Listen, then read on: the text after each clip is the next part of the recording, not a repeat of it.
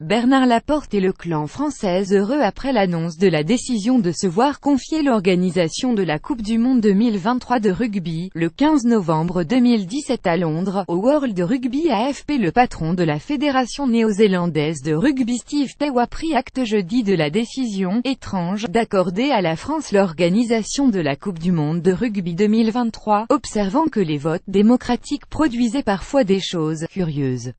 Il a confirmé que les Néo-Zélandais avaient suivi les recommandations de World Rugby et voté pour la candidature sud-africaine, qui était favorite.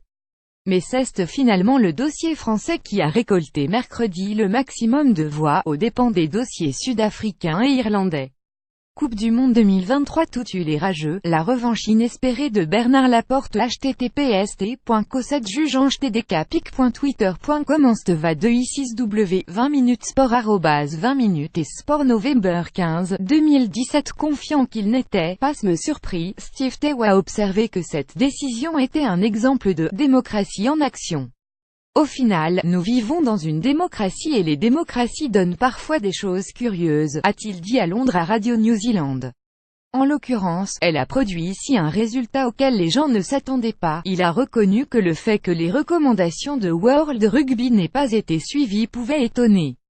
J'imagine que cela semble bizarre et que les gens spéculeront autant qu'ils veulent, a-t-il par ailleurs dit à Radio Sport.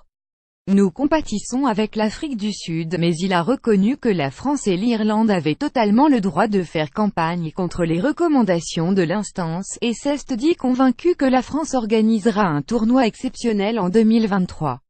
C'est un pays plein d'histoire et de classe, la nourriture et le vin, c'est juste remarquable, a-t-il dit.